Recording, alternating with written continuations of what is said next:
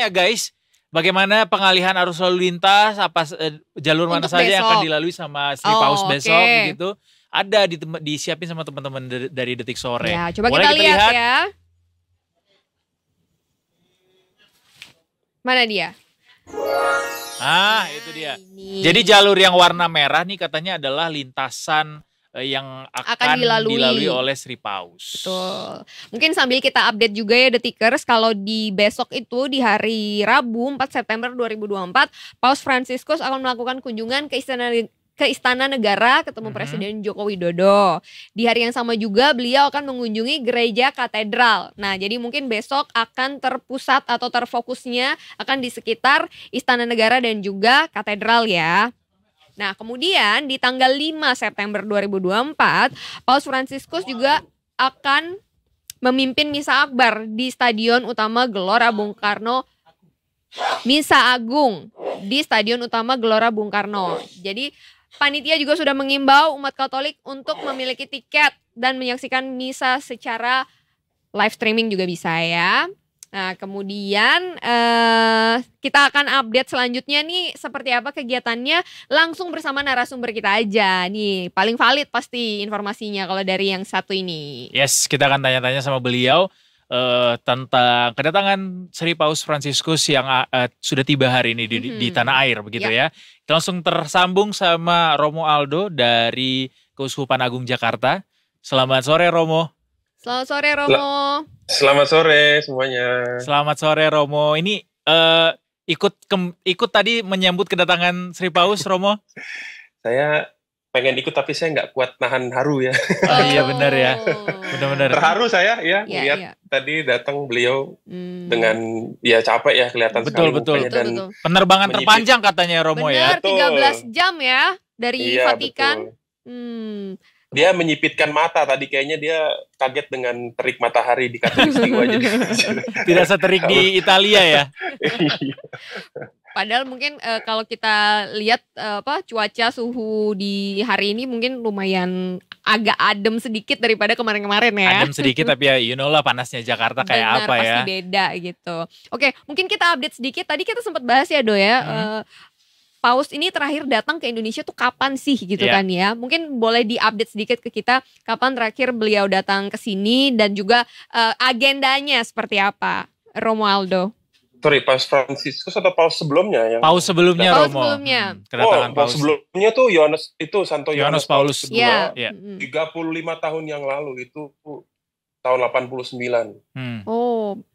Umur saya masih 5 tahun loh. Oh iya. Saya direncanain juga belum Romo. Udah. Lalu bagaimana persiapan sejauh ini Romo?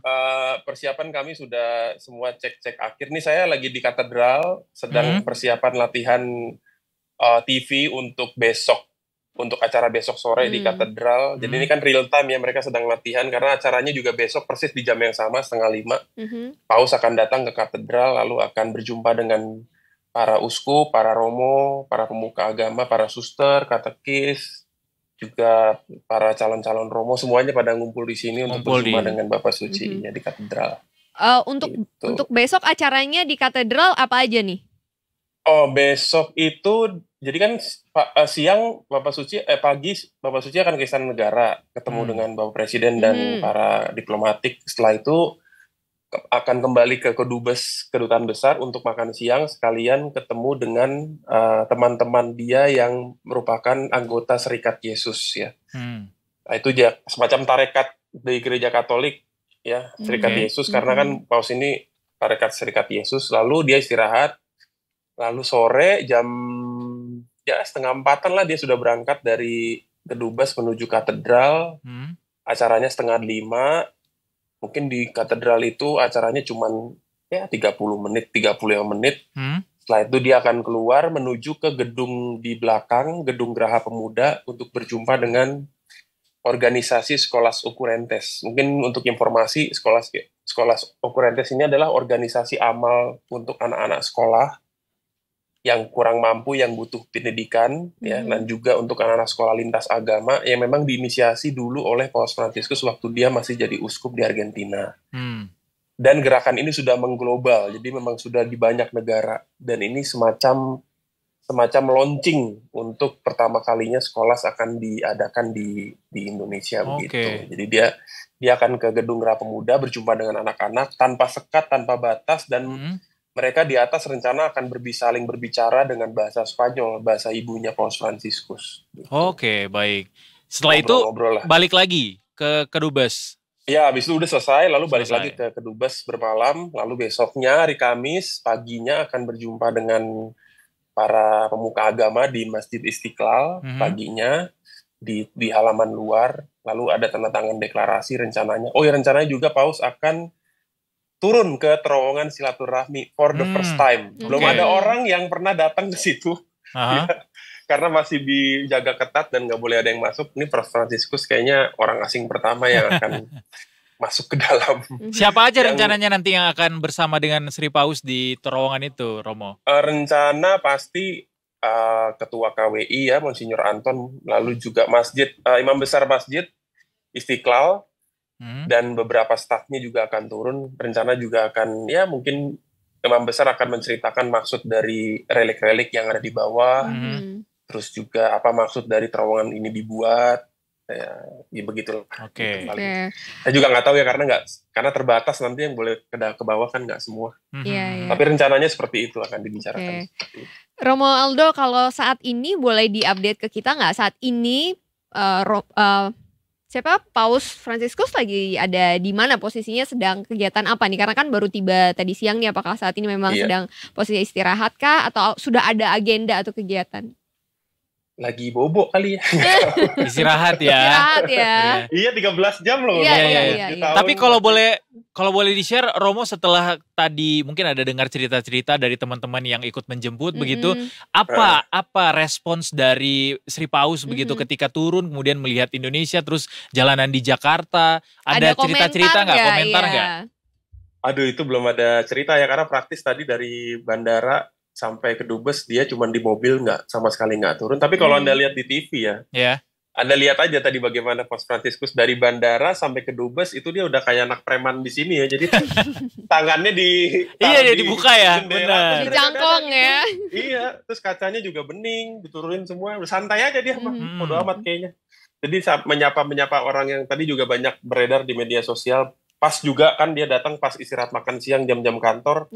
Jadi para pegawai-pegawai pada nunggu di pinggir jalan yang dia lewati, lalu sampai histeris teriak-teriak gitu. Ya seru sih. Ya senang juga melihat kegembiraan. Excited ya, semua orang menyambut Paus begitu ya. Oke, Romo, ini kan sebenarnya kedatangan dari Paus Fransiskus sendiri sudah direncanakan dari sebelum COVID ya informasinya. Betul. Kalau saat ini mungkin boleh di-share juga ke kita, agenda utama dari kehadiran Paus Fransiskus ke Indonesia apa aja nih?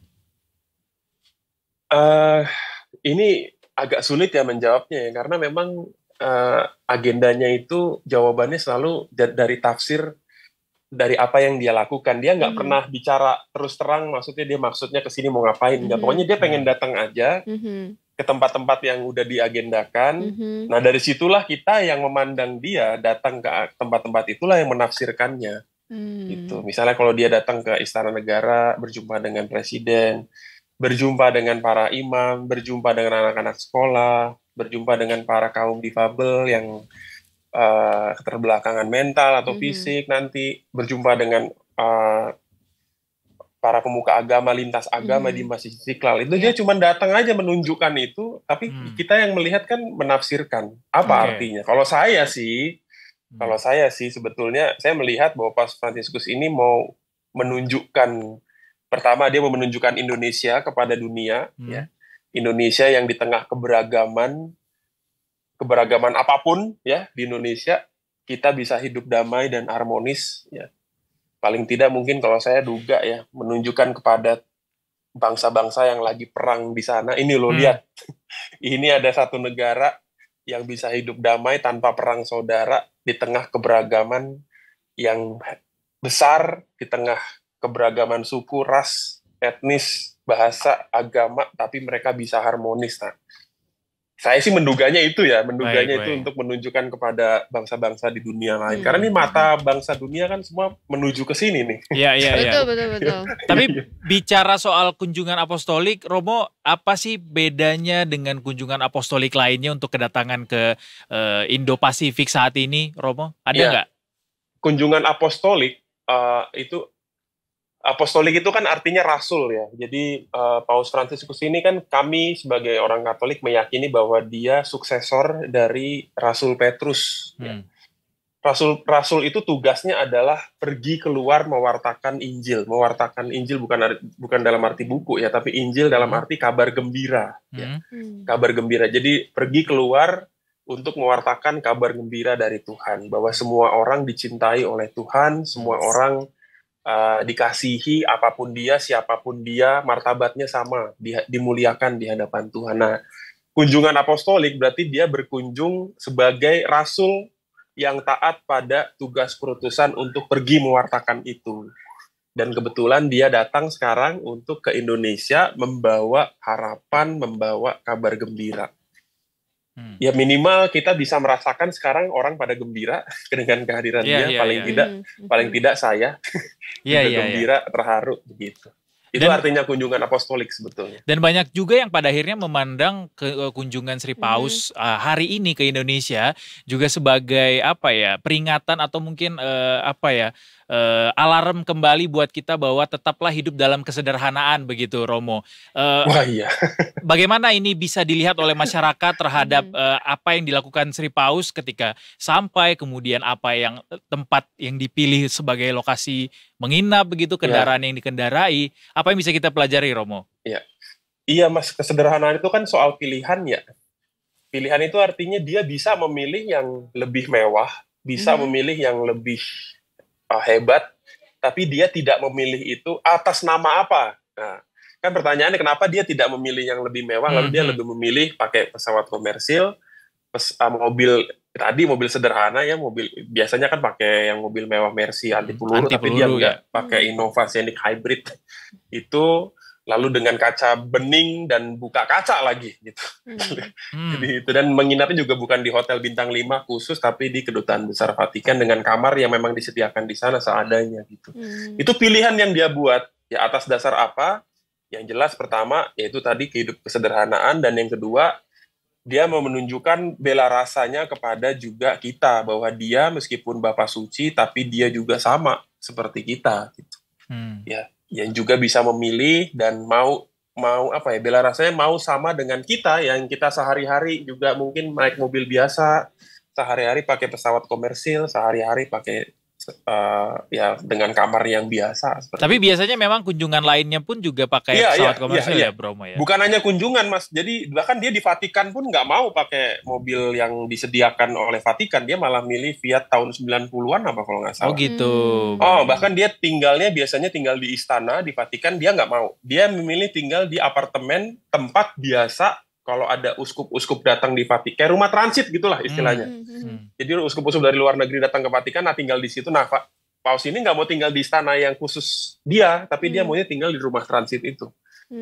Kenapa begitu? Karena dia mau berjumpa dengan orang-orang yang tinggal di situ. Karena kalau di istana negara kan dikungkung, di dalam nggak bisa ketemu orang. Gitu. Dia nggak mau kayak gitu. Dia maunya di tempat yang biasa supaya bisa ketemu orang, bercengkerama, ngobrol, ketemu langsung gitu.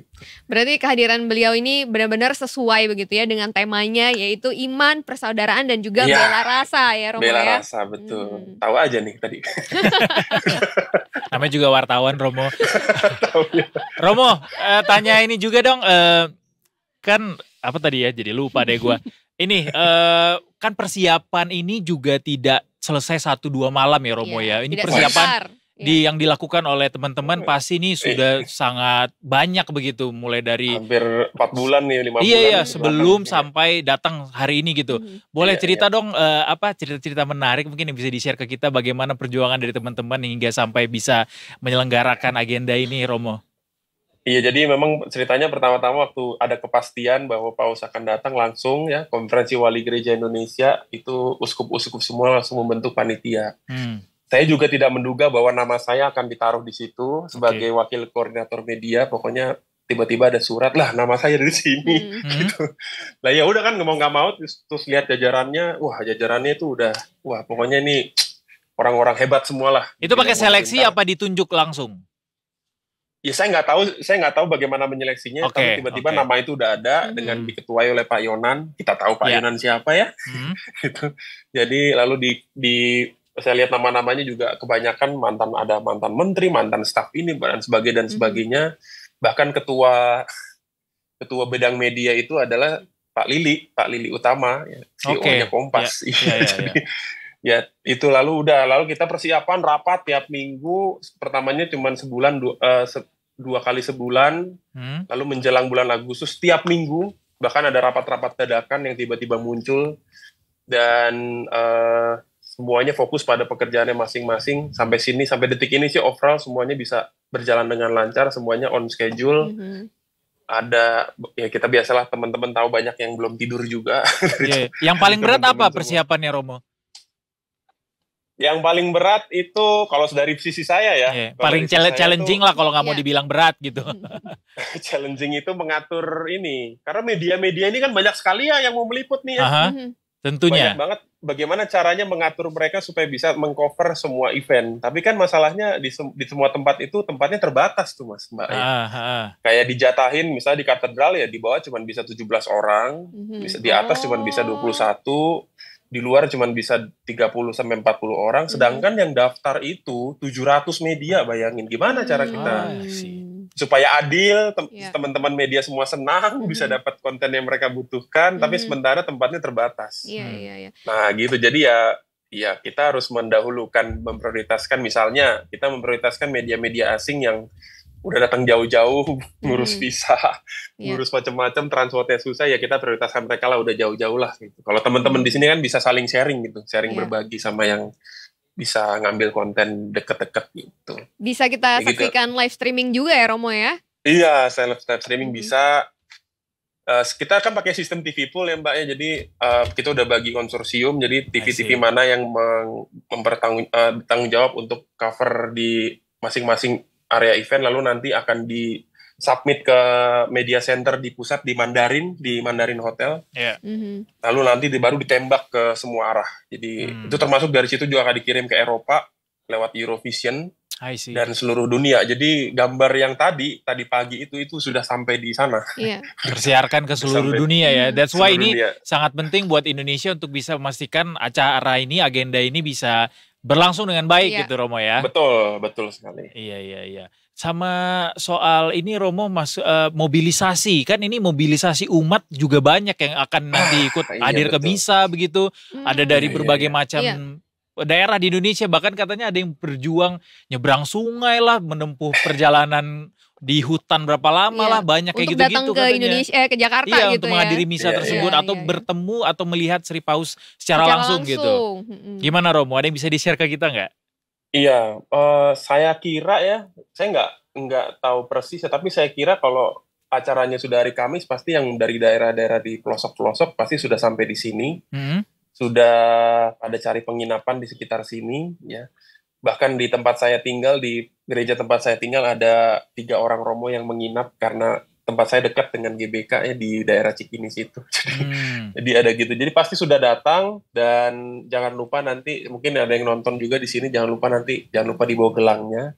Karena itu gelang untuk akses masuk ke GBK atau di Stadion Madia. Iya, karena kalau nggak bawa gelang, mohon maaf nanti nggak bisa masuk gitu. Berapa lama sih acara misanya Romo? Nanti di misanya sebenarnya cuma dari jam 5 sampai jam 6:30 misanya. Tapi kan ada protokoler macam-macam lah. Jadi GBK itu sudah ditutup dari 3:30 kayaknya gerbangnya. Jadi harus datang sebelumnya. Tapi sudah dibuka dari jam 12 siang sudah dibuka.